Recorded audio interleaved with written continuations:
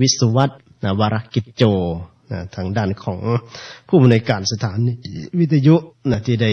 อนุเคราะห์ทางด้านของสัญญาณการเชื่อมลิงก์อยู่เป็นประจำตั้งแต่วันจันทร์ถึงวันอาทิตย์เรียกว่าไม่ได้ขาดก็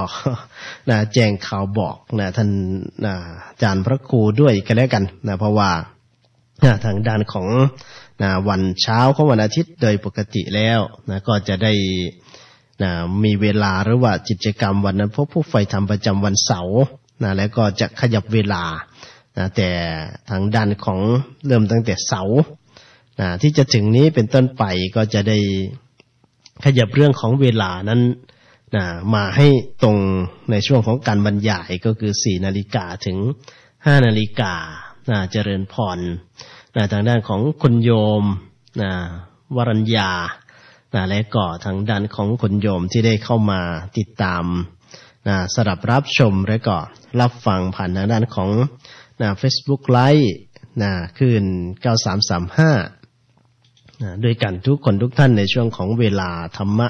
ใกล้รุ่งกัตมาภาพพระสอนเพชรจันทโชโตวิริยานธรรมบางวิโมกบ้านคอนสวรรค์ตำบลไผ่อำเภอรัตนบุรีจังหวัดสุรินทร์ก็จะมาพบเจอกันเป็นประจำในช่วงเวลา4 นาฬิกาถึง 5 นาฬิกาเป็นประจำทุกวันที่แห่งนี้ก็คือที่ผ่านทางด้านของ Facebook Live ก็ดีผ่านทางด้านของสถานีวิทยุก็ตามตั้งแต่วันจันทร์ถึงวันเสาร์หรือว่าตั้งแต่วันจันทร์ถึงวันอาทิตย์นั่นก็เป็นช่วงเวลาที่เราสามารถที่จะติดตามสดับรับชมหรือว่าติดตามสดับรับฟังกันได้เป็นประจำไม่ว่าจะเป็นในรูปแบบของรายการสดก็กึ่งสดนี้ก็พอที่จะมีก็คือว่าจะสดเลยทีเดียวก็ไม่สดมันครึ่งๆกลางๆเพราะว่าบางครั้งบางทีก็นำช่วงของรายการธรรมะทันโลกทันธรรมรายการทันโลกทันธรรมที่จะทำรายการในช่วงของตอนเช้าขออภัยดี พอเจอตอนเช้าก็บอกตอนเช้าพอไปอยู่ตอนเย็นก็บอกว่าตอนเช้าในช่วงของรายการที่ทำรายการอยู่ในช่วงของตอนดึกตอนค่ำๆในช่วงเวลา21 นาฬิกาถึง 22 นาฬิกาเป็นประจำในทุกๆวันที่ญาติโยมได้มีโอกาสได้เข้าไปติดตามสดับรับชมและก็รับฟังผ่านทางด้านของ Facebook Live แต่ว่าในช่วงนั้นก็ไม่ได้มีการถ่ายทอดสัญญาณเสียงออกไปอย่างท่านผู้ติดตามสดับรับฟังทางด้านของวิทยุก็เลยว่าเพื่อเป็นประโยชน์และก็ไม่ ไม่เสียเปล่าในช่วงของการทำรายการบางครั้งบางทีก็เอาเรื่องที่พูดในช่วงของรายการธรรมะไกลลุ่งนั้น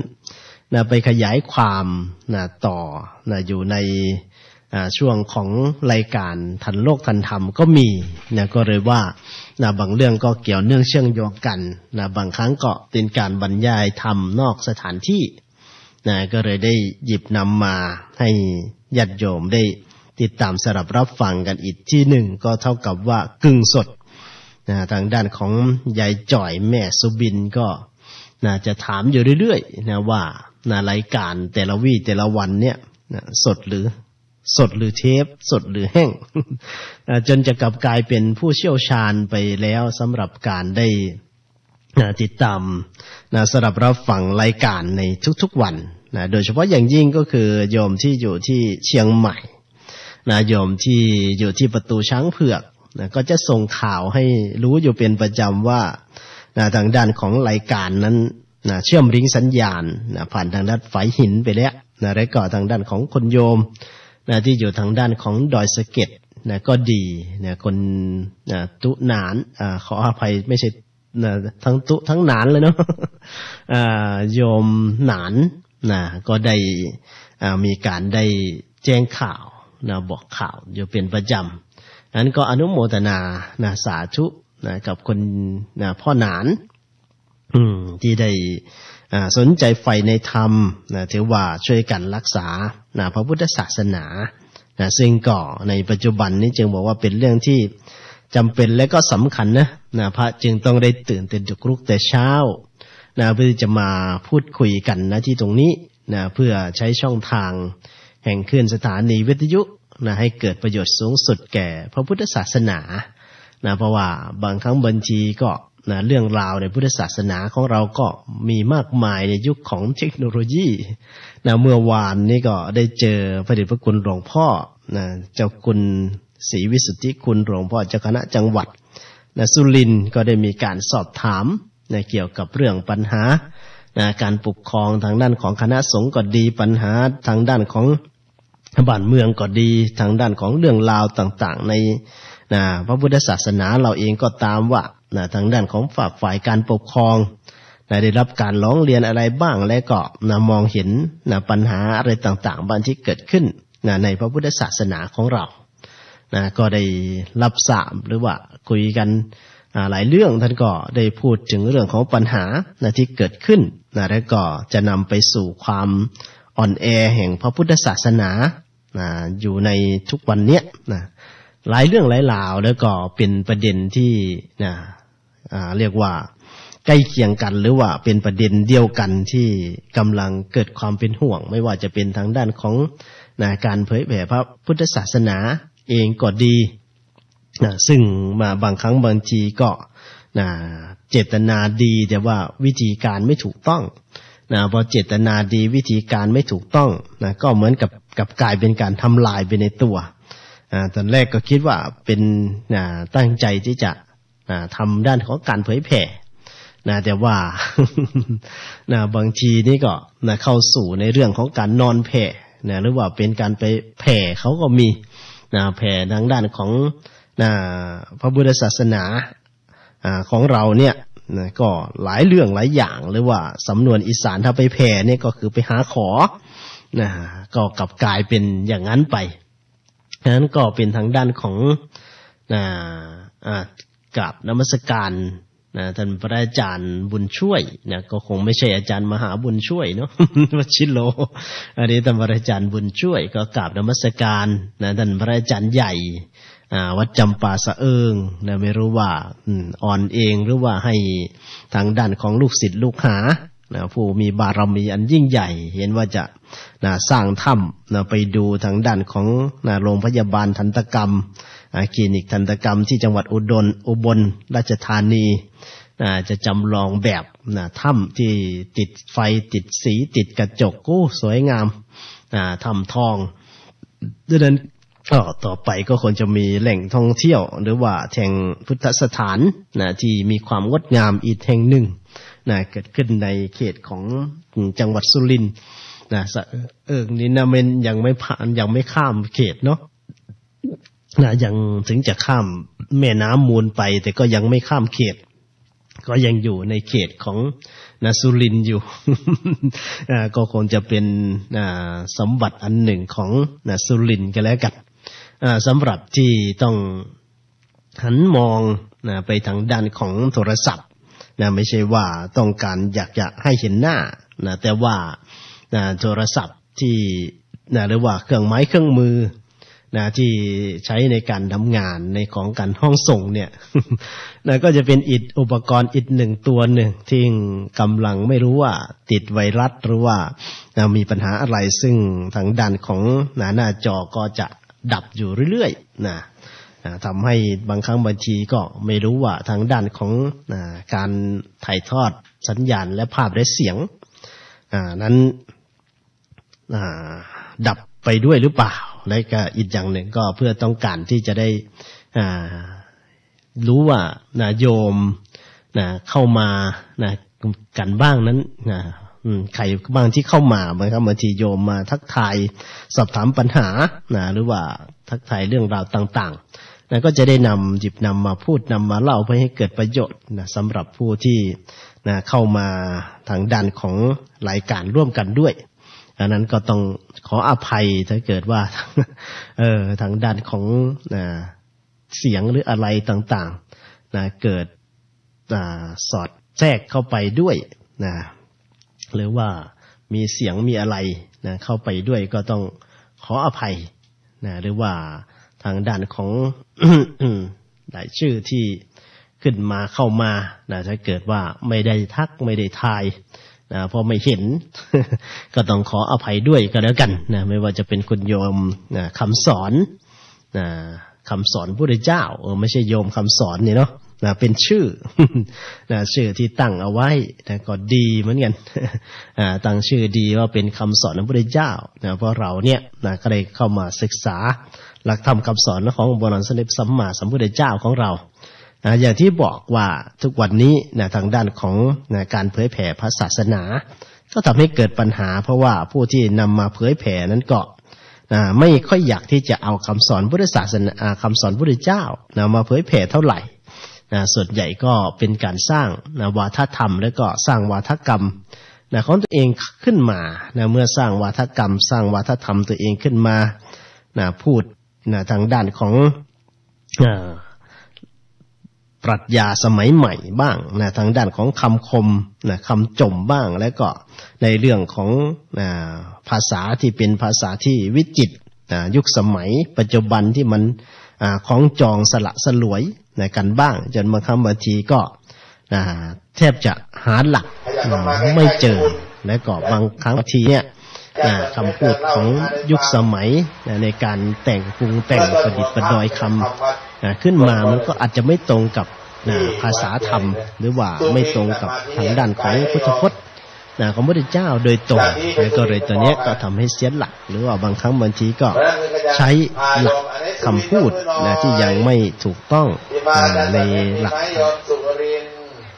รัตนบุรีการมาเรามีโยมมาไหมหรือนอนบนตู้โยมสุรินทร์โอ้ไปวันนั้นไปเยี่ยมอาจารย์อาจารย์โอ้ไปได้แค่นานอาจารย์เลยว่าอาจารย์อยากกินอะไรวะปลาส้มน้อยอะไรนะปลาจอมจิตหวังแล้วไปก็เลยกินปลาจอมจ้อยสมัยก่อนไปว่าอาจารย์สอนเพชรเพิ่งยังว่าเป็นยังบุกเบิกใหม่ลมพัดมาอย่างนี้น่ะแถวสุรินทร์จะเป็นเงี้ยทรายเป็นจานข้าวเลยจะมาทุกเกี่ยวกับเรื่องคอวัดให้มาจอดกลางแทรกเลยจะต้องทิ้งจานข้าวไหนเอาลมพัดอันนี้เอาเข้ามาโยมเข้ามาโยมพ่อโยมแม่เข้ามาเด้ออันนี้บอกไว้ก่อนนะแต่ยังไม่ปล่อยโยม6 โมงเช้าก่อนอยู่50กองทุนเพื่อการถ่ายทอดถ่ายช่วยอาตมาก็จะได้ไปสลับวีนะโยมเนี่ยลอตเตอรี่6 ล้านบาทไปนึงแถมน้ำหมักชีวภาพ1 ซองน้ำหมักชีวภาพ1 ซองทำเยี่ยมน่ะปากกา1 เล่มเอาปากกามาเลยอย่าไปดูเพื่อนเด้อแม่ไปเพื่อนเลยเนี่ยสนใจไปติดต่อที่แม่สุรินทร์ปากกา2 เล่มช่วงนี้ไม่เป็นการเสียเวลาญาติโยมได้สลับรับฟังธรรมบรรยายจากพระอาจารย์สอนเพชรกันท่านโชโตถือว่าเป็นทีมงานธรรมะอาการิโกรุ่นแรกๆของจังหวัดเลยเดินทางมาถึงแล้วกับญาติโยมเดินทางมาทั้งคืนไม่ได้นอนกินพักไปหน่อยนึงแล้วอาจารย์สนศักดิ์ก็มาตั้งแต่2 ทุ่มอาจารย์สนศักดิ์ธรรมะสุโขวัดคลองนาลองที่มาสร้างสำนักใหม่นี้ชวนขึ้นชวนพูดแกก็ไม่มาเราก็เอาเถอะผมมาดูว่าเป็นบุญเนี่ยเรื่องเด็กเรื่องต่างก็ถือว่าเป็นนักทำงานต่อสู้ญาติโยมก็พร้อมเพียงกันนะพร้อมเพียงกันทุกเข่าขึ้นทุกเข่าลงนะเข่าลงก็เอาขึ้นหายท้องแน่นอนพร้อมเพียงกันกราบทุกคนเนี่ยโหพระพุทธเจ้าเป็นที่พึ่งของเรากราบอะโมเมนะโหพระธรรมเป็นที่พึ่งของเรากราบสังฆเวนะมาเด้อคุณเด็กมาเด้อน้ำสาดเด้อมีมนต์เจ้าค่ะ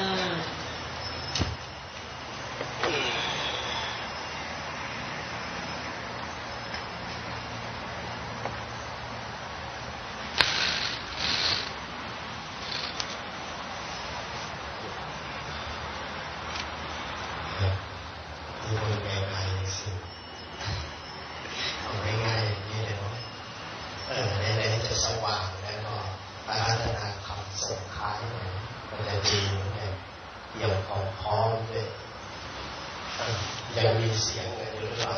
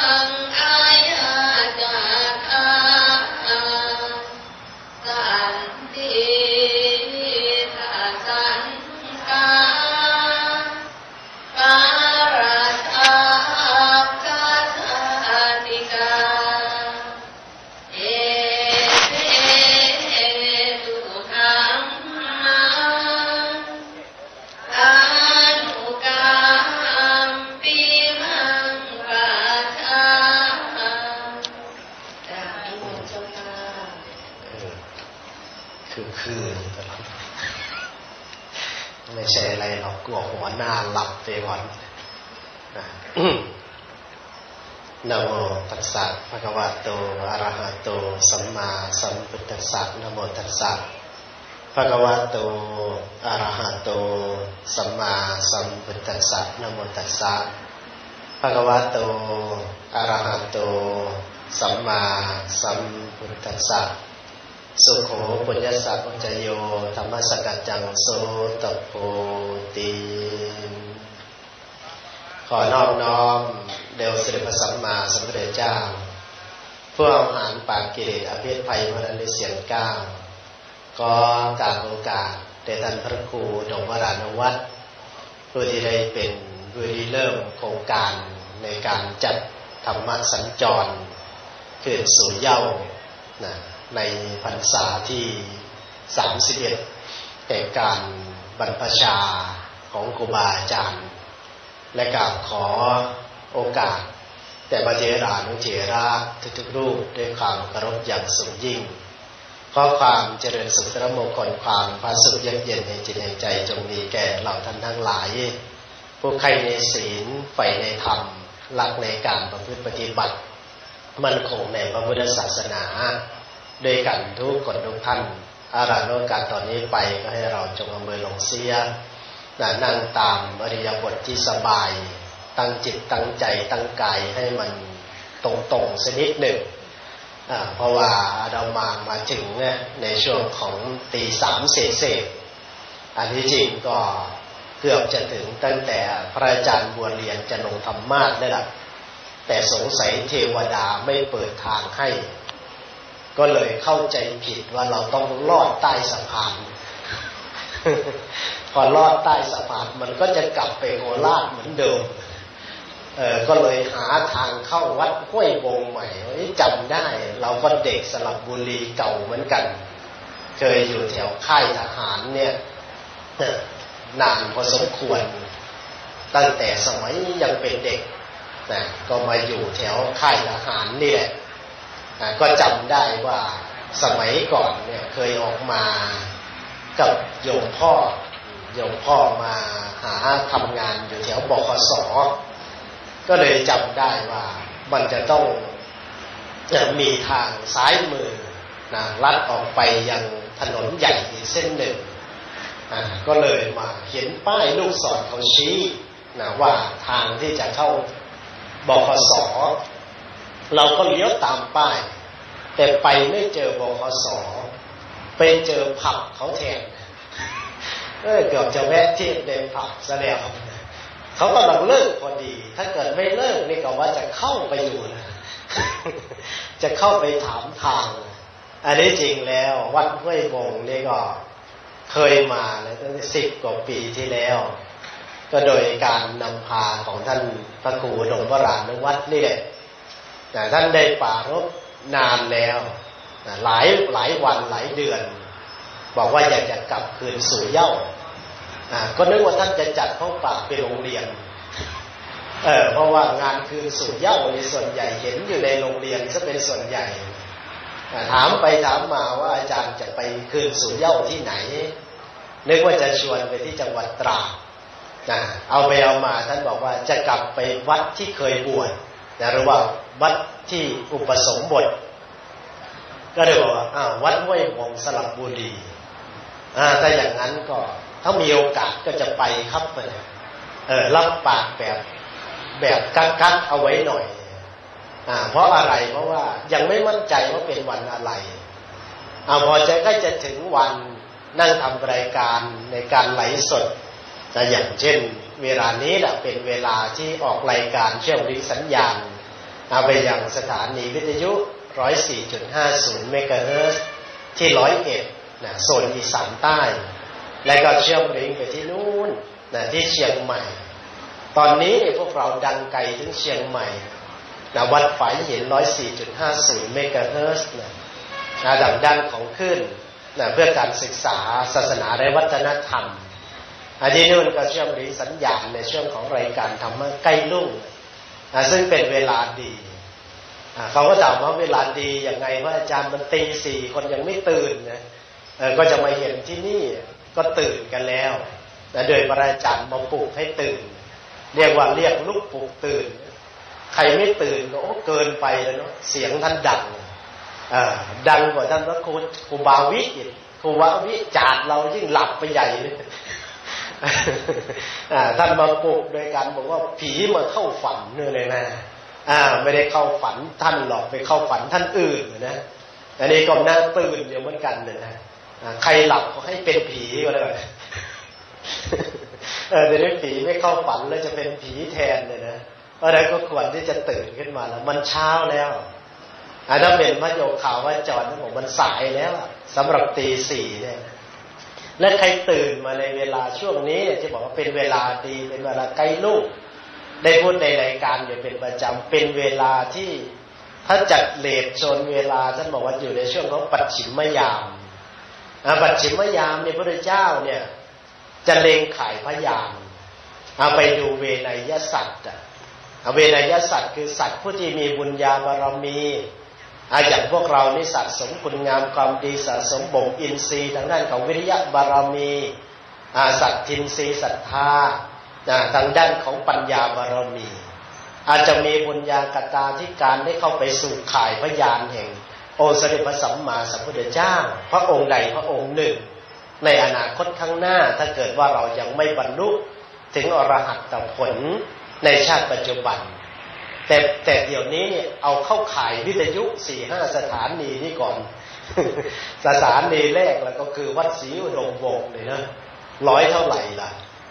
เจ้าของสถานีเดินถึงกระตาไปไหนแล้ว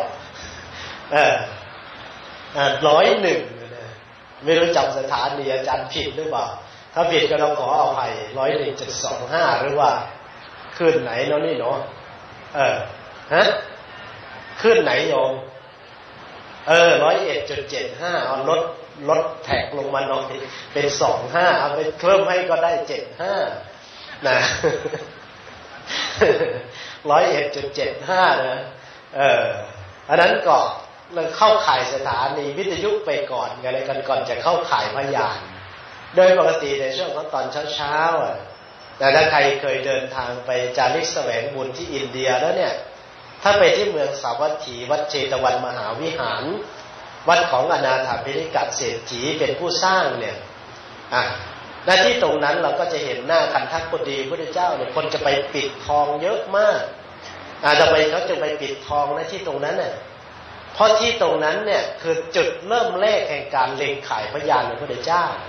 พระพุทธเจ้าเนี่ยจะเล็งขายพยานตั้งแต่ธรณีประตูไปเลย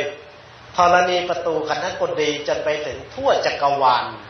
คำว่าทั่วจักรวาลเนี่ยไม่ว่าจะอยู่บนสวรรค์ชั้นฟ้าไม่ว่าจะอยู่ในโลกมนุษย์หรือว่าชั้นพรหม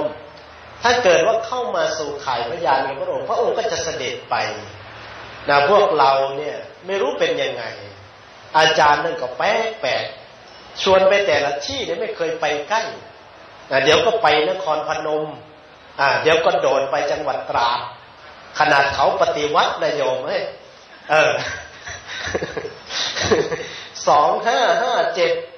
เขาปฏิวัติและก็วันที่เขาปฏิวัติเสร็จใหม่ๆพอดีเลย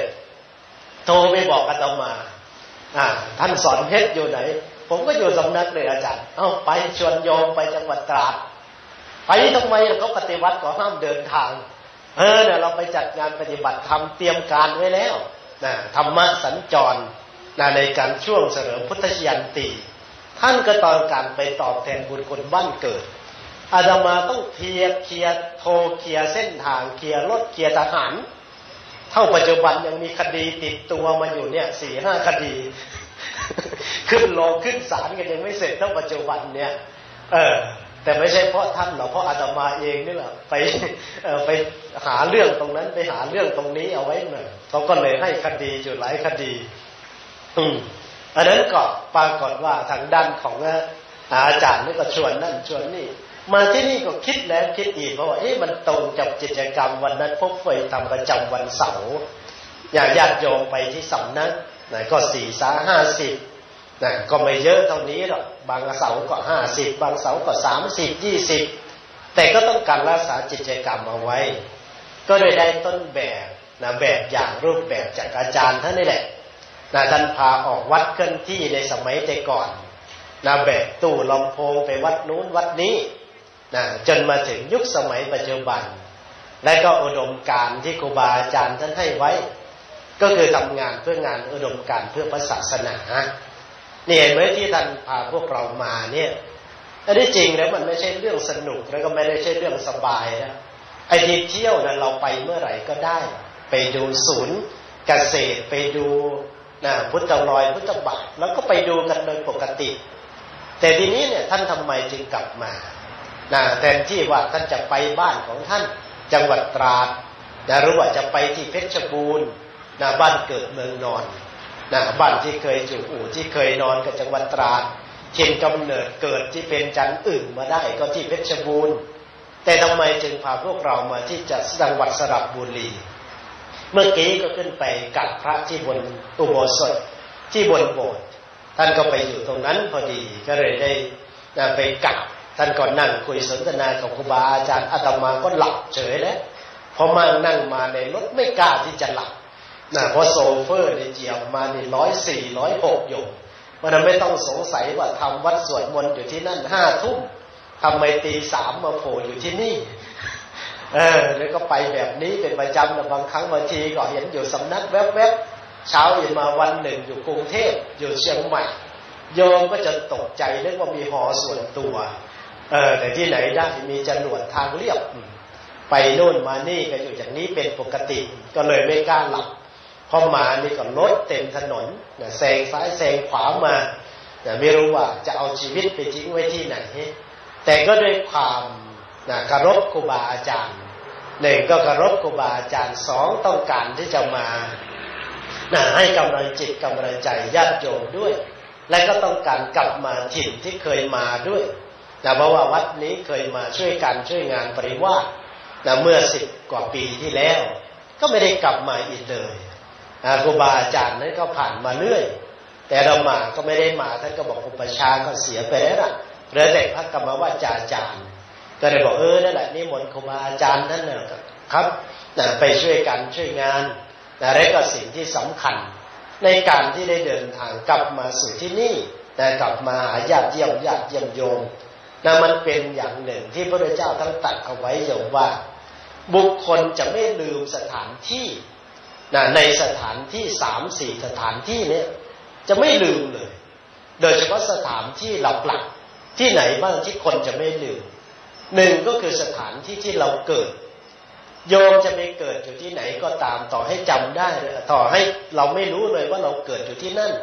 แต่ว่ามีคนเล่าให้เราฟังเราจะไม่ลืมเลยอย่างได้พระอาจารย์ท่านเนี่ยท่านก็จะไม่ลืมจังหวัดเพชรบูรณ์ไม่ว่าพ่อแม่จะพาอพยพโยกย้ายไปอยู่ที่จังหวัดตราดแล้วก็ตามแต่ท่านก็จะไม่ลืมจังหวัดที่ท่านเกิดนั่นคือถิ่นที่เราเกิดกำเนิดเนี่ยไม่ว่าเราจะไปอยู่ที่ไหนก็ตามจะไปได้ดีมีบ้านมีช่องอยู่ที่ไหนแต่เมื่อเวลาจะตายส่วนใหญ่แล้วเนี่ยคนอยากจะกลับไปตายถิ่นที่ตัวเองเกิดกลับไปตายบ้านเกิดเห็นไหมในองค์สมเด็จพระสัมมาสัมพุทธเจ้าของเราเนี่ยทำไมท่านจึงเสด็จไปปรินิพพานที่กรุงกุสินาราเพราะที่ตรงนั้นเป็นที่ที่พระองค์ได้ทรงทิ้งร่างวางขันเนี่ยเป็นทั้งที่เกิดแล้วก็เป็นทั้งที่ทิ้งร่างวางขันมาเนี่ย 5 ชาติมาแล้วไม่มีที่ไหนที่ไปทิ้งร่างวางขันเยอะเท่ากับทิ้งร่างวางขันอยู่ที่กรุงกุสินารานั่นคือสาเหตุหลักที่พระองค์ทรงเสด็จกลับไปปรินิพพานที่กรุงกุสินาราโดยเฉพาะยุคหนึ่งสมัยหนึ่งเคยเกิดเป็นเจ้าฟ้ามกษัตริย์นะผู้ยิ่งใหญ่อยู่นะที่ตรงนั้นเป็นพระเจ้าจักรพรรดิอยู่ที่เมืองกุสินารานั่นเองแต่ก่อนชื่อว่าเมืองกุสาวดีนะเป็นเมืองที่มีชื่อเสียงโด่งดังเป็นเมืองใหญ่พระพุทธองค์จึงกลับไปปรินิพพานที่นั่นนั้นถิ่นที่เราเกิดเนี่ยยังไงก็จะไม่ลืมที่สิ่งที่สองก็คือที่อุปสมบทใครเคยได้อุปสมบทอยู่พระอุโบสถและที่ตรงไหนเนี่ยจะจำนะโยมเนี่ยโยมอยู่ที่นี่ส่วนใหญ่ก็เป็นอุบาสิกาไม่มีวาสนาได้บวชพระนะโยมพ่อนั่งอยู่นี่หลับครึ่งไม่หลับครึ่งถ้าเคยบวชมาก่อนเนี่ยก็จะรู้ดีว่าอุโบสถอยู่ที่ไหนไปบวชได้ที่ใดอาจารย์พระอาจารย์นั่นเองท่านแทนที่จะบวชอยู่จังหวัดตราดหรือไม่ก็เพชรบูรณ์แต่ไม่รู้ยังไงได้มาบวชอยู่ที่สระบุรีวัดห้วยบงของเราเนี่ยท่านก็จะไม่ลืมพระอุโบสถหลังนี้อยู่ข้างหลังเราข้างหลังอาตมาข้างหน้าเราดิเดี๋ยวพูดไปพูดมาเดี๋ยวโยมจะหันไปมองดูข้างหลังก็จะเห็นแต่หอระฆังกับศาลาอยู่ตรงนู้นเนี่ยอยู่ข้างหลังอาตมาเนี่ยอยู่ข้างหน้าเราเนี่ยโบสถ์อุโบสถหลังนี้นะที่ท่านได้อุปสมบทท่านก็จะไม่มีวันลืมเห็นไหมจึงได้ชักชวนเมื่อไปได้ดีมีชื่อเสียงอยู่ที่วัดศรีอุดมวงศ์เนี่ยซึ่งมันก็ไม่ใช่วัดที่จะมีชื่อเสียงขึ้นมาได้แต่ด้วยความสามารถด้วยความเอาใจใส่ด้วยการไม่หยุดในการที่จะทำงานเพื่อพระศาสนาเดินจาริกแสวงบุญไปในสมัยนี้เขาเรียกว่าเดินธุดงค์นั่นแหละท่านก็เดินไปเจอวัดล้างแต่สามารถทำให้เป็นวัดลุ่งขึ้นมาได้ยุคสมัยปัจจุบันอันนี้ไม่ได้ยกยอหรือปอปั้นเพราะอาตมาเองก็อยู่เมืองเลยนานพอสมควรแต่ก็ได้กลับไปถิ่นกำเนิดบ้านเกิดเมืองนอนไปลบกับชาวบ้านยังไงก็พี่น้องเนี่ยยังไงมันก็ลบกันไม่ยังไงมันก็ไม่ทิ้งกันไม่ได้นะก็เลยต้องกลับไปถึงยังไงก็ตามเขาจะสนใจไม่สนใจเขาจะด่าอยู่ก็ตามแหละแต่ว่าเป็นบ้านเกิดเมืองนอนเป็นพี่เป็นน้องอย่างน้อยๆเขาก็มีโอกาสที่จะได้ขนขวายในเรื่องของบุญเรื่องของกุศลนิดๆหน่อยๆก็ยังดีกว่าเราไม่กลับไปเลยอย่างน้อยก็ไปทำให้เขาดูอยู่ให้เขาเห็นเย็นให้เขาสัมผัสปฏิบัติให้เขาดูเขาจะมีปัญญาเอาหรือไม่มีปัญญาเอาก็ช่างนะแต่เพราะอย่างน้อยๆคนก็จะไปมีโอกาสได้กุศลผลบุญในส่วนนั้นอยู่ก็เลยได้กลับไปแต่ท่านอาจารย์นั้นไม่มีโอกาสวาสนาที่จะได้กลับไปหรอกอย่างลากฝังลึกลงในเมืองเลยนะเขาจะบอกว่าใครที่ไปอยู่เลยนี่ก็คืออยู่เลยนะไม่มีโอกาสที่จะกลับมาอาตมาก็เลยลบคำสบประมาทนั้นนะเขาบอกว่าใครไปอยู่เลยจะดูเลยอาตมาก็เลยไม่อยู่เลยกลับดีกว่ากลับดีกว่าเลยนะเพราะฉะนั้นก็เลยไม่ได้เป็นไทยเมืองเลยมันเลยไม่ได้ว่าแนวกับเขาเลยนะที่ไปต้องการจะไปรู้ภาษาเลยเฉยๆหรอกเพราะภาษาเลยเป็นภาษาที่มีเอกลักษณ์โดยเฉพาะมันหาที่ไหนไม่ได้อะบางคำนี่ไม่รู้ไปผุดมาจากไหนไปถามหาพัดลมเนี่ยจำได้ดีเนี่ยพูดเล่ามาหลายครั้งอ่ะเล่าถึงเมืองเลยเมื่อไหร่ก็เล่าถึงประสบการณ์ในการเดินไปแล้วก็ได้พบครูบาอาจารย์จนได้พึ่งพาอาศัยท่านมาจนถึงปัจจุบันนี่แหละนะไปขอพัดลมคนเมืองเลยเขาก็บอกมันไม่มีมันโป๊ดหมดแล้วไปเลยนะอะไรเนาะมันโป๊ดหมดแล้วเนี่ยเราก็ไม่กล้าถามว่ามันโป๊ดนี่คืออะไร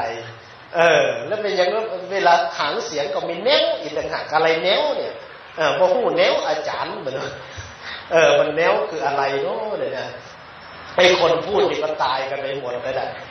อาตมาก็เลยต้องกลับไปเรียนภาษาเมืองเลยแนวคือกันแล้วมันเนี่ย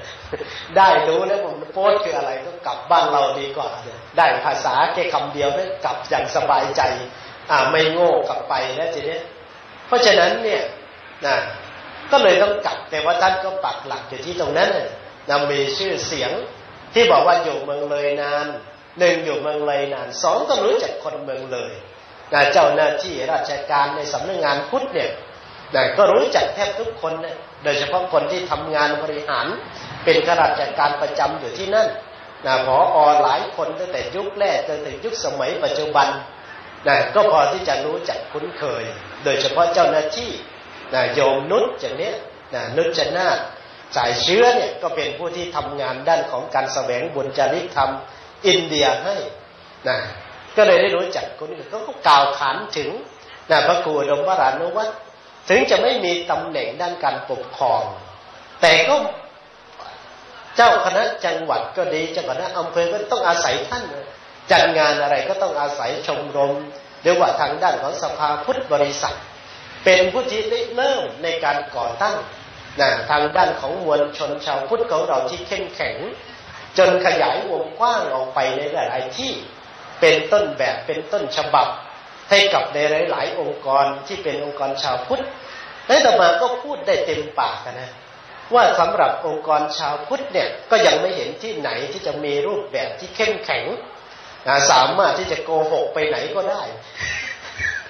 ก็เจอในจังหวัดจังสั่นเนาะถ้าว่าโกหกเข้าไปนี่คือจังสิโง่เนาะบอกเขาเนาะชวนไปไหนก็ได้ดีกว่าชวนไปไหนก็ได้ทอดเทียนเนี่ยก็น่าจะเป็นต้นฉบับนะเพราะท่านอาศัยรูปแบบจากการจัดวัดเคลื่อนที่มาก่อนวัดเคลื่อนที่เนี่ยได้มารูปแบบต้นฉบับมาจากอาจารย์สมภพในสมัยนั้นไม่มีวิทยุนะโยมนะในสมัยที่ไปอยู่กับท่านใหม่ๆไม่มีวิทยุท่านก็พาไปมีรถเก๋งเก่าๆห้างๆอยู่คันหนึ่งขี่ไปเข็นไปอาตมาก็ยังสงสัยว่าลำโพงนี่อาจารย์ลากมาจากเมืองเลยหรือเปล่าแต่ลงทุนลากมาถึงขนาดนั้นก็เกินไปเนาะคือแต่ก่อนนี่แบกไปใช้รถกระบะบ้างแบกไปบ้างใช้รถเข็นพ่วงไปบ้างนั่นเป็นจริงๆนะโยมอย่างนั้นจริงๆท่านทำอย่างนั้นไปนู่นยันขอนแก่นมายุคหลังทีนี้เอาเครื่องปั่นไฟใส่10 ล้อ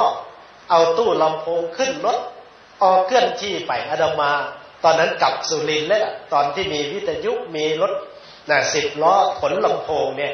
มีเป็นงานที่เข้มแข็งและที่ชื่อว่าธรรมอากาลิโกเนี่ยไม่จำกัดซึ่งการเวลานะจะดึกจะดื่นขนาดไหนเราก็ยังมาอดตาหลับขับตานอนไม่ยอมหลับไม่ยอมนอนไม่ยอมพักผ่อนกันอยู่อย่างนี้เนี่ยนั่นก็ถือว่าเป็นทางด้านของการทุ่มเทกิจการงานให้กับพระพุทธศาสนาอานิสงส์ที่ท่านได้ก็เลยติดตามมาเท่าถึงปัจจุบันเมื่อมีกำลังเพียงพอแล้วเนี่ยท่านก็คิดว่าเนี่ยบ้านที่เคยเกิดเนี่ยถือว่าเป็นบ้านเกิดทางธรรมของท่านเกิดอยู่ที่นี่ท่านก็ไม่เคยลืมเนี่ยอุโบสถที่ได้อุปสมบทญาติโยมที่เคยให้ใส่บาตรอุปถัมภ์อุปถากท่านก็ต้องการที่จะเอาบุญมาฝากเอาคุณงามความดีมาต้อนเอาสิ่งดีๆงามๆกลับมาอย่างถิ่นที่เคยเกิดในการอุปสมบทถ้าไม่ได้โบสถ์หลังนี้ในการอุปสมบทไม่ได้ครูบาอาจารย์พระอุปชาพระกรรมวาจาจารย์ก็คงจะไม่ได้เป็นพระครูอุดมวรานุวัตรมาถึงเท่าปัจจุบันนี่เราก็จะเห็นว่าคนดีหรือไม่ดีเนี่ยพระดีหรือไม่ดีดูตรงไหนก็ไปดูที่ภาษิตที่พระมหาเถระในประเทศไทยของเราภาษิตเอาไว้นั่นแหละว่ากตนิมิตกตัญญูกตเวทิตานิมิตตังสาธุรูปานังกตัญญูกตเวทิตานิมิตเครื่องหมายของคนดีเนี่ยเทคมายี่ห้อของคนดีเนี่ยเขาไปดูที่ตรงไหนดูที่การกตัญญูกตเวทิตากตัญญูคือรู้คุณเวทิตากตเวทิตาคือรู้จักการตอบแทนคุณบางคนนี่เห็นไหมที่อาจารย์บัวเรียนท่านว่าเล่านิทานให้เราฟังเล่าประวัติส่วนตัวให้เราทราบเล่าเรื่องราวของพี่ของน้องให้พวกเราได้รู้ว่าบางคนก็กตัญญูเฉยๆคือรู้คุณเฉยๆรู้ว่าโบสถ์นี้มีคุณรู้ว่าคนนี้มีคุณแต่ไม่รู้จักตอบแทนคุณ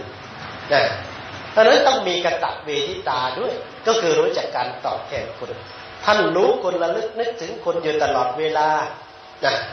ก็เลยได้นำพาพวกเรามาที่นี่เพื่อจะตอบแทนคุณให้ญาติโยมที่อยู่ที่เมืองเลยนะที่ได้ร่วมบุญร่วมกุศลนะได้ท่านเป็นหลักในการนำบุญในการนำพาจนได้เป็นต้นแบบฉบับ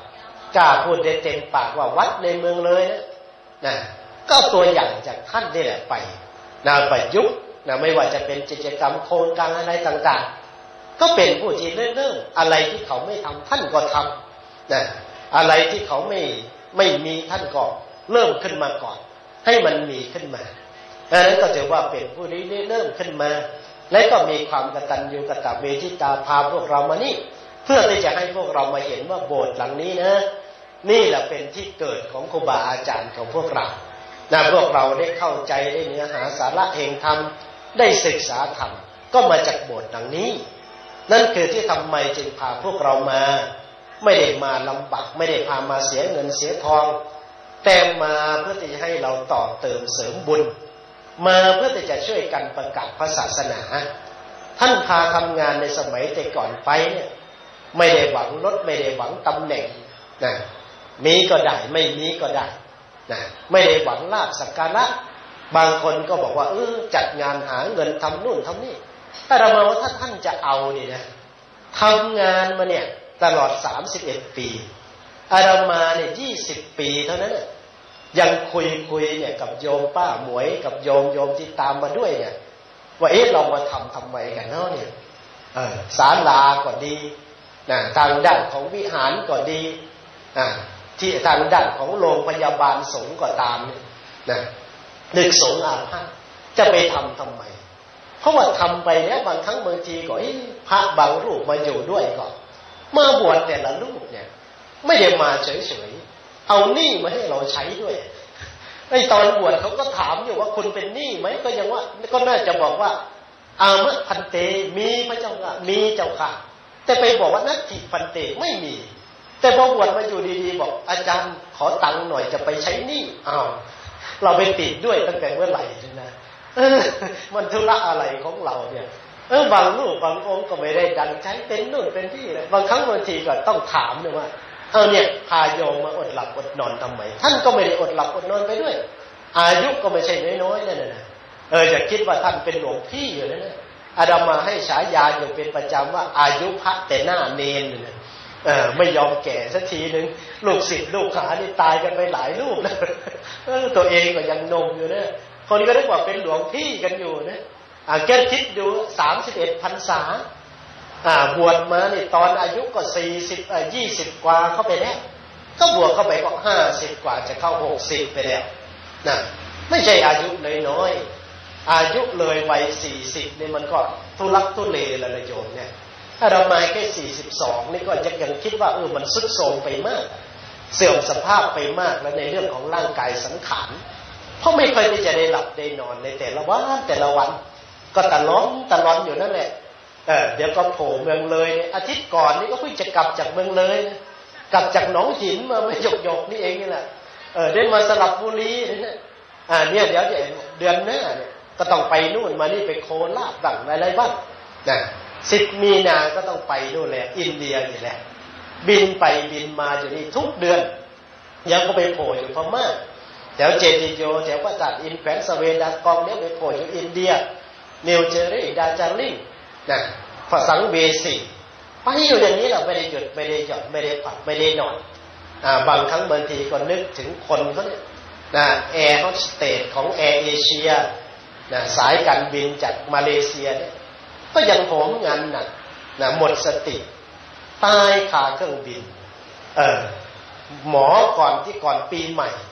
นะหมอที่เมืองจีนทำงานหนักรักษาคนไข้18 ชั่วโมงตายดูจันทร์อื่นเราดีเนาะ ตั้งแต่ก่อนงานยังถึงตอนนี้มันเลย18 ชั่วโมงแล้วนะโยมเนี่ยถ้าอยู่ได้เต็มวันนี่ก็24 ชั่วโมงแล้วระวังด้วย อย่าให้มีข่าวเหมือนกับที่เขาออกข่าวกันเลยนะอาตมาก็เป็นห่วงท่านอยู่นะแต่ก็ถือว่าความเคยชินเนี่ยท่านเป็นมาอย่างนี้ ก็พอกันเนี่ยนะก็เลยบอกว่าอุ้ยไม่น่าไปติดตามท่านเลยเราก็เลยลำบากไปตามท่านเนี่ยนะก็เลยลำบากไปตามท่านไปเหมือนกันอยู่อย่างนี้แหละไม่ได้หลับไม่ได้นอนไม่ได้พักผ่อนและทำไมเอาละทีนี้ที่บอกว่าถ้าทำหาเงินหาทองนะอย่างที่เขาว่าหรือว่าที่เขามองเนี่ยเรามาบอกว่าท่านในบวชมา31 ปีทำงานไม่ได้ขาดนะจัดงานอยู่เป็นประจำมีกิจนิมนต์ไม่ได้หยุดและดำมาเนี่ยก็เกิดมาจากท่านไปเทศแรกๆก็ไปเทศในงานนั้นในงานปฏิวัติกรรมแต่ท่านบอกเอาไปแล้วท่านก็บอกเอาเป็นลูกศิษย์ลูกหาท่านอาจารย์มหาสมขึ้นเทศหน่อยเราจะไปลากสายยางฉีดน้ำอยู่ดีๆไล่เราขึ้นธรรมะขึ้นไปมันก็ต้องพูดที่โยมเลยเนี่ยนักมวยขึ้นเวทีแล้วมันต้องต่อยพูดไปพูดมาท่านก็เข้าท่าดีงานไหนก็เลิกจับสายยางแล้วจับไมค์แทนเนี่ยดังนั้นท่านก็ผลักดันพระนักเทศเนี่ยมหาสุริยาอะไรเนี่ยก็เกิดมาจากท่านทั้งหมดแหละครูบาวิเนี่ยบวชมาไม่รู้กี่รอบเลยเนี่ยก็ยังมาอาศัยท่านทำมาหากินอยู่เนี่ยก็ยังออกจากพ่อไม่ได้ก็ยังตามพ่ออยู่นี่หลายรูปหลายองค์เลยถ้าท่านไม่ศึกษาลาเพศไปเนี่ยก็น่าจะอยู่แนวหน้ากับทุกรูปนะที่ท่านได้ฝึกฝนอบรมมาเนี่ยไม่ได้ฝึกเฉพาะเทศฝึกอุปนิสัยฝึกอุดมการณ์ฝึกวิธีการทำงานนะเอาแบบเอาอย่างถ้าใครอยู่ใกล้ชิดท่านแล้วก็ทำงานคุกคีกับท่านมาแต่รุ่นแรกๆก็จะได้ประโยชน์ในหลายสิ่งหลายอย่างท่านก็เทศไม่ค่อยเป็นนะแต่ว่าเทศ3-4 ชั่วโมงออกรายการดึกเดือนยิ่งคืนนะอาตมาว่าอาตมาจัดรายการดึกเลยนะ4 ทุ่มถึงเที่ยงคืนอาจารย์ยังมากไปกว่านั้นนะตั้งแต่1 ทุ่มยัน5 ทุ่มยังไม่จบเลยไม่รู้จะแข่งลูกศิษย์ไปไหน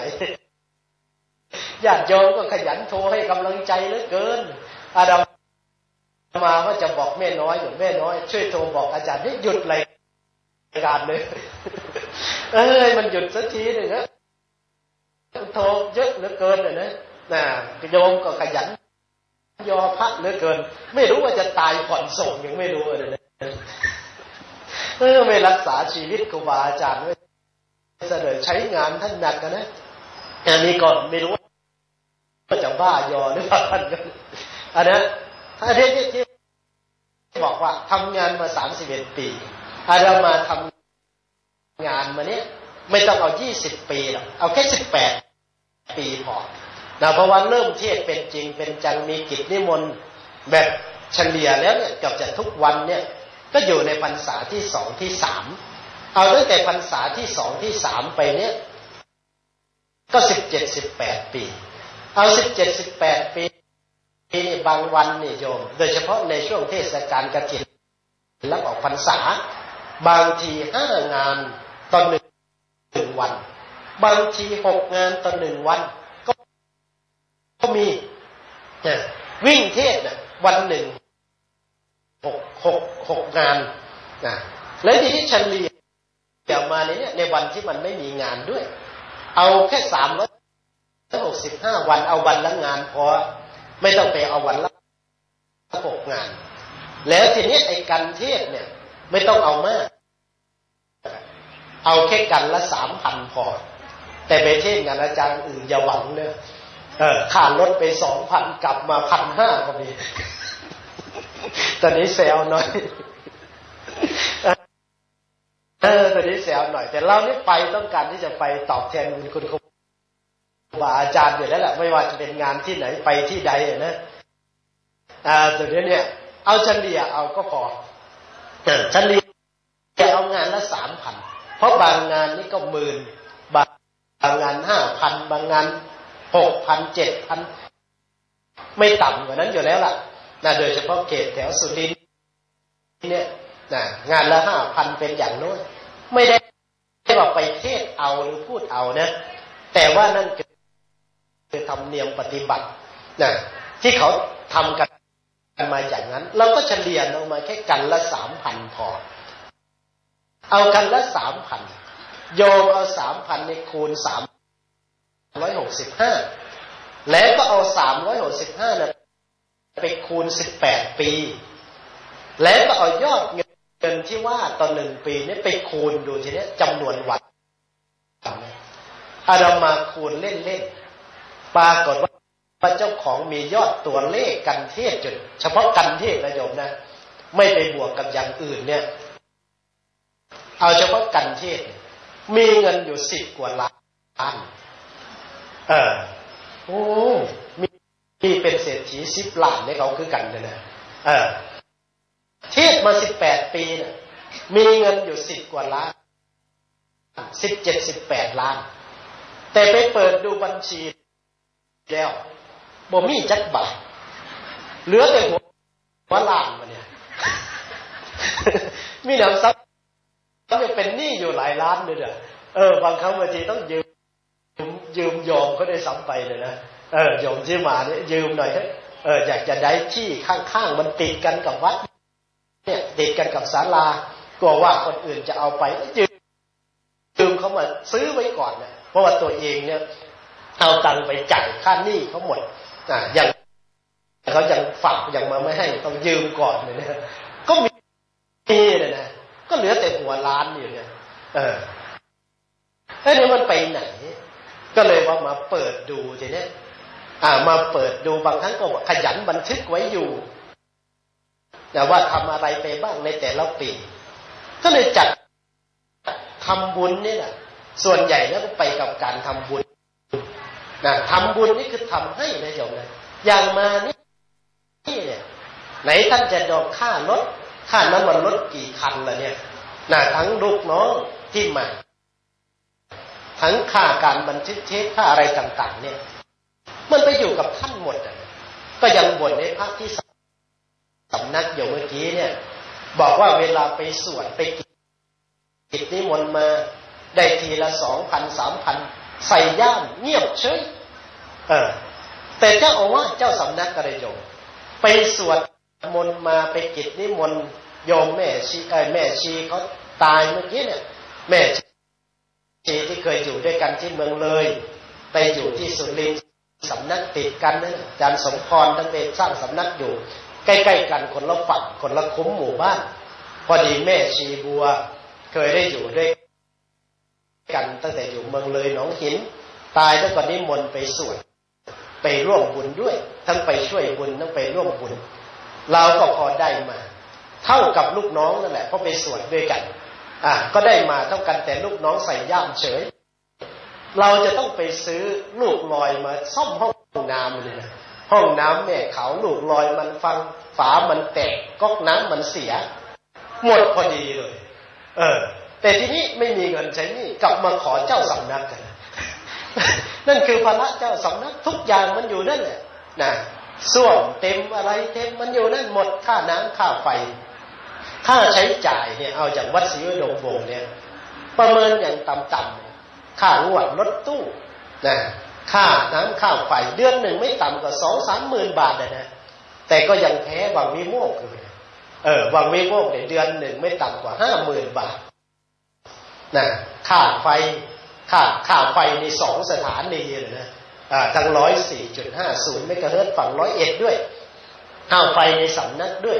ค่างวดรถด้วยค่าคนขับรถอีกต่างหากเดือนละ 12,000 รวมเบ็ดเสร็จเข้าไปแล้วไม่ต่ำกว่าเดือนละ 50,000 บาทยืนตัวเลยมันมาจากที่ไหนล่ะโยมก็ยังสงสัยอยู่เหมือนกันมันก็มาจากโยมนั่นแหละไม่ได้มาจากพระหรอกนะที่มันก็มาจากโยมมันไม่ได้มาจากพระหรอกเขาบอกว่าพระมีเงินมีพระที่ไหนมีเงินมีแต่นี่นะเพราะนั้นเนี่ยมันไม่มีหรอกเลยเนี่ยมันก็ไปกับนี่เรื่องของการบริหารการจัดการสำนักยิ่งสำนักไหนมีงานเยอะมีกิจกรรมบ่อยมันก็ยิ่งค่าใช้จ่ายเยอะอย่างมานี่ในนู่นค่าอาหารจัดงานวันนั้นพวกผู้ใฝ่ตามประจำวันเสาร์เนี่ยไหนจะค่าน้ำมันรถไหนจะค่าข้าวต้มมันก็ไปกับสิ่งเหล่านั้นแต่สิ่งที่สำคัญทีนี้จัดงานบุญทอดเทียนทุกปี ก็ตั้งงบตัวเองไว้ปีแล้วไม่ต่ำปีที่แล้วเนี่ย50,000 บาทนะบางปีก็ตั้งไว้เป็นแสนถ้าไปต่างจังหวัดด้วยนะไปทำบุญทีนี้จัดบุญกิจกรรมวันครบรอบก่อตั้งสำนักก็ตั้งงบไว้นะปีละ200,000งบส่วนตัวเนี่ยทำบุญอุทิศส่วนกุศลให้กับทางด้านของเจ้าที่เจ้าทางให้กับทางด้านของครูบาอาจารย์ท่านอาจารย์มหาสมบ้างหลวงพ่อสุขบ้างนะ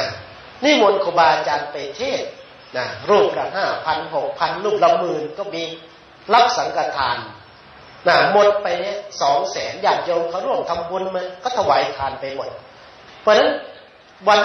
ปีหนึ่งเนี่ยทำบุญอยู่ที่สำนักเนี่ยไม่ต่ำกว่า6 ครั้ง6 คูณ 2เข้าไปเป็นเท่าไหร่ไม่น้อยทีเนี้ย6 2 121,200,000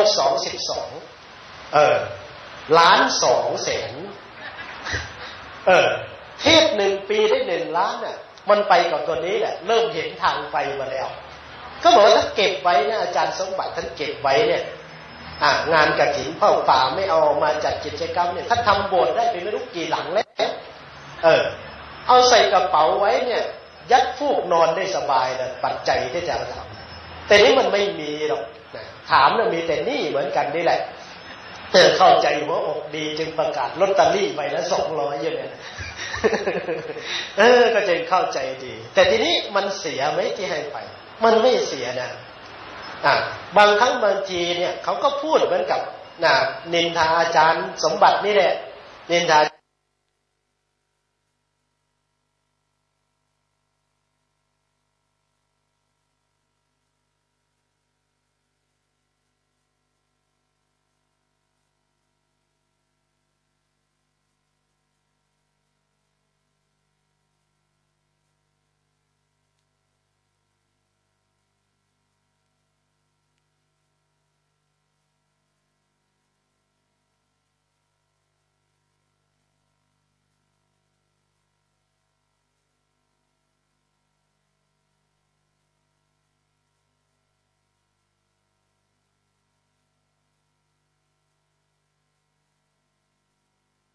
อาจารย์อื่นแล้วเนี่ยเขาบอกว่าวังวิโมกข์อาจารย์นั่นไป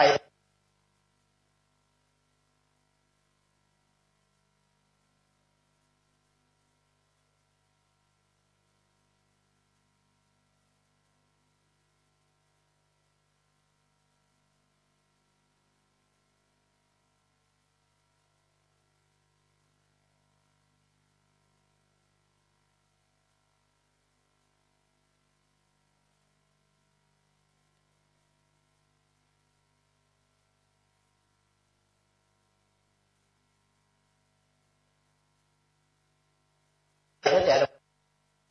ครั้งเดียวก็ไม่มีโยมการกดอยู่เริ่มต้นจากศูนย์ท่านไปโรงครัวไม่มีศาลายังไม่เกิดนั่งฉันข้าวกันลมพัดมาก็เต็มจานข้าวนะพอพาท่านไปนั่งฉันข้าวกลางลานแจ้งมันไม่มีที่บูที่บังไม่มีศาลากุฏิหลังเดียวก็ไม่มีอย่างที่ว่าเนี่ยแต่ปัจจุบันนี้พระก่อนนินทาโยมเข้าไปว่าพูดบอกเราเนี่ยติดไปด้วยหน้าร้อนก็จะได้นั่งสมาธิได้ง่ายหน้าหนาว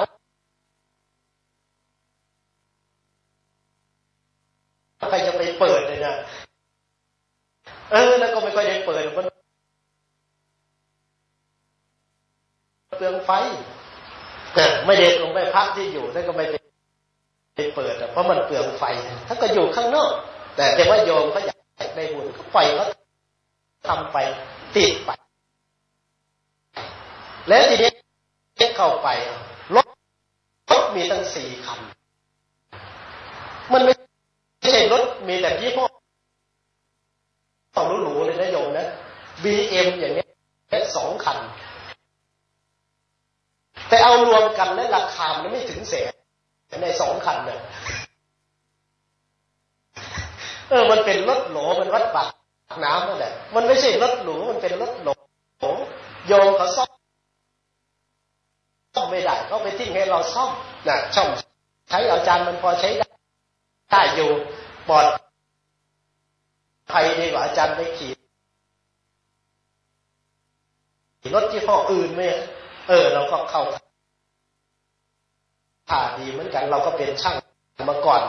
ก็ไปซ่อมพอได้ใช้วิ่งไปนู่นมานี่ก็ดีอย่างที่เขาว่าเพราะนั้นมันมาจากไหนถ้าเรามาก็มั่นใจนั่นแหละที่อาจารย์นั่นเคยสอนว่าทำไปเดี๋ยวมันมาเองมันก็มาจากบุญนะโยมนะอย่างที่วัดศรีอุดมเราแต่ก่อนนะมันมีที่ไหนล่ะได้รถตู้ก็ได้รถห้างๆขี่ไปยกประตูไปมันจะดีขนาดนี้หรือหลังคาก็ไม่มีถามอาจารย์ทำไมหลังคามันไม่มีก็หลังคางานปฏิวัติสักทำนั่นแหละแต่ก็ไม่ได้เจริญอย่างนี้นะโยมนะเข้ามาเที่ยวนี้เนี่ยแปลกตาเลยประตูผมก็สวยงามบริเวณก็ดีขึ้นศาลาก็หลังใหญ่แต่ก่อนมาเนี่ยมาจากเต็นท์นอนกันอยู่นี่ข้างหลังเนี่ยเขาบอกว่าเป็นป่าช้าเก่าเป็นเมนเก่าเป็นที่ป่าช้าเก่าเนี่ยมันก็ไม่ได้เจริญรุ่งเรืองขนาดนี้หรอกแต่ทีนี้เนี่ยมันก็ไปตามการเวลาตามบุญตามกุศลนั่นแหละที่มันมาได้เกิดขึ้นได้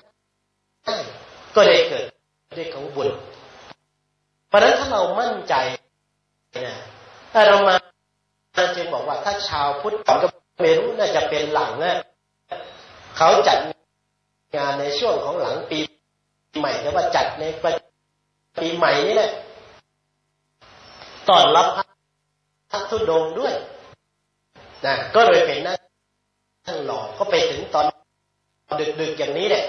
พอไปก็หลงทางวัดนั้นก็ไปลำบากไปหน้าน้ำก็ต้องนั่งเรือไปเทศก็เรียกว่าขึ้นรถลงเรือของแท้ไปหน้าแล้งก็หลงทางเพราะมันเข้าลำบากแล้วที่ไปนั่งรอเทศรอ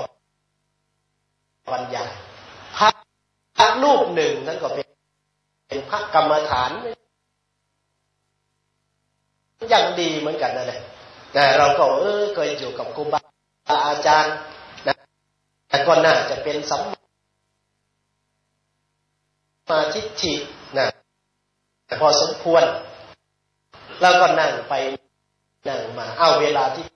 ท่านจะลงท่านก็จะพาโยมสรรคุณของพระพุทธเจ้านะก็ยิ่งศักดิ์สิทธิ์ขึ้นไปใหญ่ทีนี้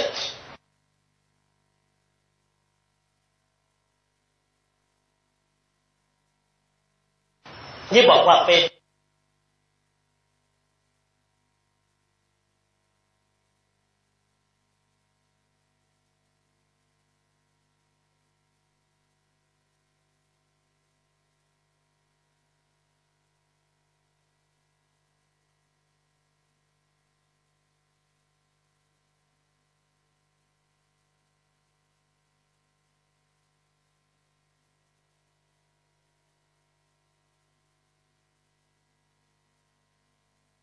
ตอนนั้นท่านก็พาโยมจะสะเดาะเคราะห์พาสวดอะไรล่ะคาถาโพธิบาทพอใหม่ๆขึ้นมาก็วันจันทร์รัศมิงพระพุทธคุณหนังไปแต่วัดนี้สวดก็ต้องขออภัยนะครับเพราะต้องพูดตามความเป็นจริงต้องมีเวชารัตการณียธรรมไม่งั้น โยมก็ไม่ไปถึงทำกันสักทีแล้วทีนี้ก็โดนโจมตีจากภายน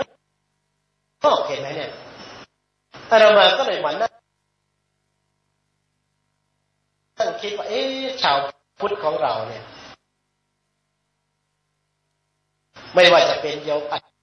จฉริวดีก็ตามไม่ว่าจะเป็นโยมแม่สุจิน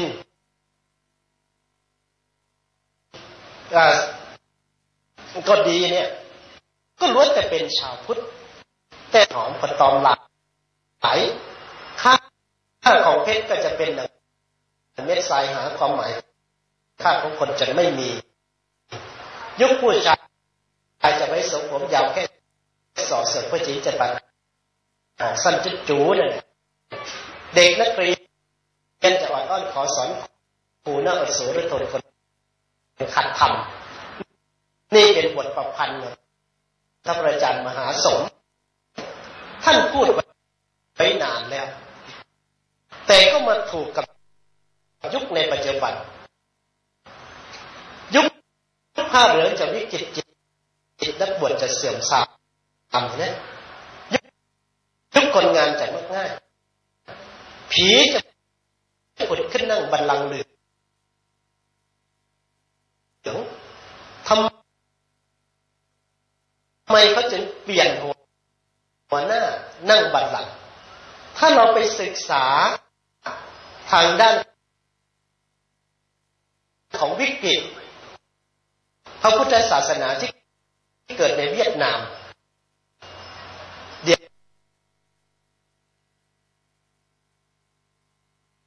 ๋ยวนี้เนี่ยถ้าใครมี YouTube มี Facebook ก็จะเห็นว่ามีการปล่อยคลิปหรือว่าปล่อยเหตุการณ์ที่เวียดนามเนี่ยออกมาอย่างเต็มรูปแบบจากกรุงวอชิงตันขออภัยจากกรุงอิตาลีกรุงโรมทางด้านของรัฐบาลของเวียดนามซึ่งเป็นชาวคริสต์เนี่ยก็แต่งตั้งคณะสงฆ์กลุ่มใหม่ขึ้นมาแต่งตั้งหัวหน้าใหม่ขึ้นมาที่จะมารับรองคำสั่งคณะสงฆ์ใหม่ยอมรับคำสั่งของโป๊ปสันตะปาปาจากกรุงวาติกันในเมืองไทยของเราเนี่ยเกือบพลาดเกือบเกิดเหตุการณ์ซ้ำซ้อนแบบนั้นแล้วเห็นไหมพอขึ้นมาใหม่ๆออกพูดออกไปเลยบอกว่าพระไม่ควรรับเงินรับทองเข้าทางของกลุ่มปฏิรูปขึ้นมาที่จะรองรับกฎหมายถ้าไม่มีปัญญาตกเป็นเครื่องมือของเขาเนี่ยเราจะไม่เหลืออะไรเลยเราจะเห็นว่าในอีกฝ่ายหนึ่งทำไมเขาไปสร้างสุเหร่าอยู่ได้ทุกที่ทุกแห่งไม่มีแม้ศาสนิกเขาอยู่เลยเนี่ยเขาก็ไปสร้างเอาไว้เพื่อที่จะฟอกคนนำคนเข้ามาจากนู่นนั่นนี่อะไรต่างๆและก็ต้องการที่จะให้คณะสงฆ์มารองรับได้ก็สร้างลิเครดิตคณะสงฆ์ไทยลงเรื่อยๆในเรื่องเหล่านี้เอาพูดไปพูดมาทำไมมาหาเรื่องที่จะโดนคดีแล้วเนี่ยพูดเรื่องอะไรแม่น้อยเลยโยมแต่พูดเรื่องอะไรทีเนี้ยพูดเรื่องว่าบุญที่เราทำเนี่ยที่ ท่านพาทำนู่นนั่นนี่แต่ว่าต้องเอาให้มันจริงสักอย่างหนึ่งในฐานะ